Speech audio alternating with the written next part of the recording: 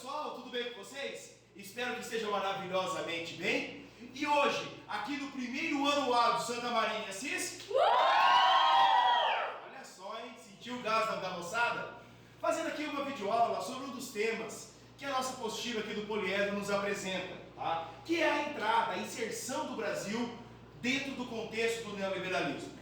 Como vocês já sabem, nós já temos uma videoaula no canal em que eu faço uma explicação do que é liberalismo e do que é neoliberalismo.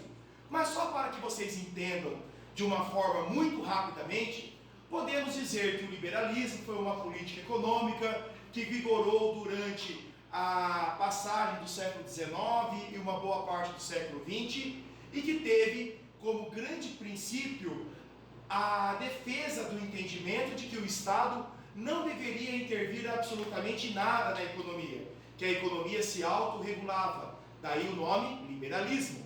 Essa proposta se demonstrou bastante deficitária, sobretudo a partir do colapso econômico advindo da quebra da Bolsa de Nova York em 29, que também é chamada de crise do liberalismo.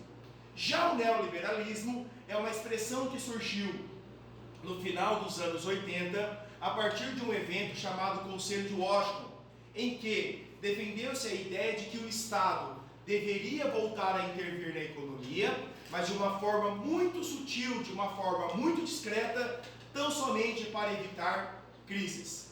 Seja liberalismo, seja neoliberalismo, existem várias correntes da economia de defesa, como também várias correntes da economia de crítica.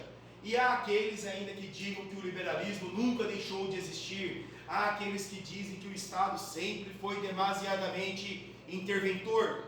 Enfim, são linhas, são entendimentos sobre uma mesma temática, condição típica das chamadas ciências humanas ou ciências sociais aplicadas, como a economia também entra. Mas, nessa videoaula aí, eu detalho bem mais aprofundadamente esses dois princípios. Mas agora, trazendo aqui para o foco do nosso capítulo, a entrada do Brasil no neoliberalismo, quais são os principais apontamentos que devem ser feitos? Primeiro, essa inserção deu-se na passagem da década de 80 para a década de 90 e assim se desenrolou, tá? Até o final dessa mesma década e vem se desenrolando até o século XXI, essas primeiras décadas, né? Essas primeiras 2 décadas de século XXI. Os governos iniciais da condução desse processo nos anos 90, nos anos 80 e nos anos 90 foram José Sarney, Fernando Collor de Mello, que após a sua saída em razão de um processo de impeachment, tivemos o seu sucessor, o seu vice, o presidente Itamar Franco, e depois o grande marco quando se fala em neoliberalismo no Brasil, o FHC, ou então Fernando Henrique Cardoso, aquele que também é chamado de pai do Plano Real, certo? Uma das grandes marcas, então, nós tivemos privatizações, sobretudo com a entrada de empresas multinacionais adquirindo importantes estatais brasileiras, ou até então estatais, no setor de telecomunicações, no setor de mineração, no setor de transporte e infraestrutura, certo? Outra marca, a abertura do mercado para as importações. É importante lembrar que durante o período de governança dos militares, tá, o Brasil manteve suas fronteiras muito restritas à importação, porque a tônica ao momento era o desenvolvimentismo interno, o desenvolvimentismo econômico, o privilégio do produto nacional em detrimento ao produto importado, certo?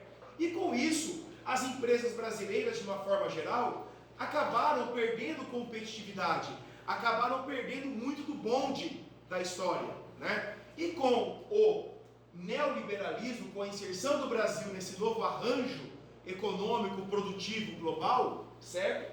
Nós tivemos o quê? A abertura dos nossos portos, a abertura das nossas fronteiras para a entrada de produtos importados. Mas como muitas das nossas empresas não estavam preparadas para esta concorrência, tá?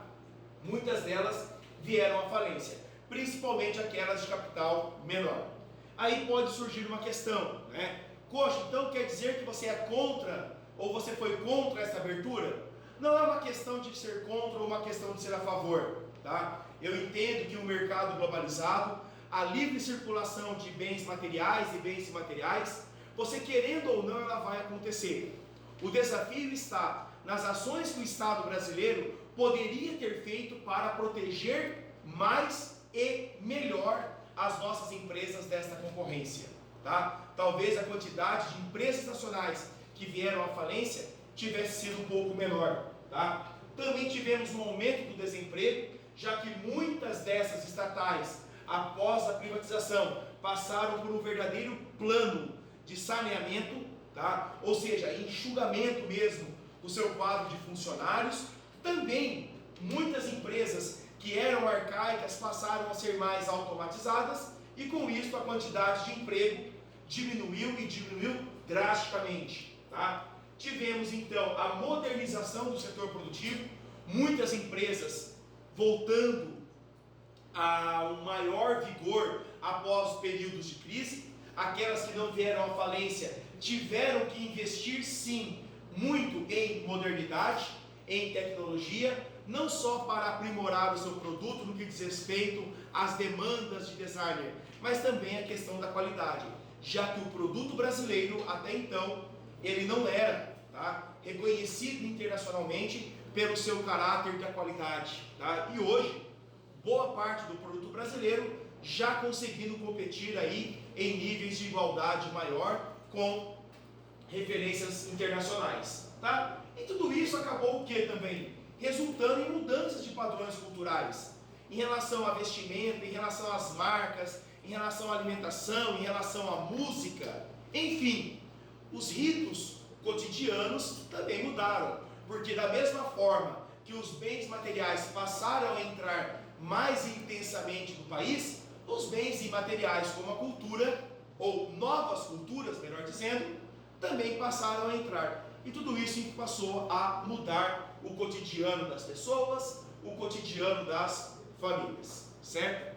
Seja você defensor, seja você crítico dessas mudanças, seja você um analista, né, dos prós e dos contras de tudo isso, fica aqui então os registros de alguns dos pontos que marcaram esse momento em que nós chamamos de inserção da economia brasileira no contexto do neoliberalismo. Então eu espero que vocês tenham gostado, façam suas abordagens, suas perguntas, se inscrevam, tá? Divulguem o nosso canal, ele é gratuito e a ideia é sempre trabalhar na pulverização do conhecimento. Tudo bem? Então, um super beijo e até uma próxima. Geo Explica com o Thiago Hernandes, o seu canal de Geografia e Atualidades no YouTube. Tchau!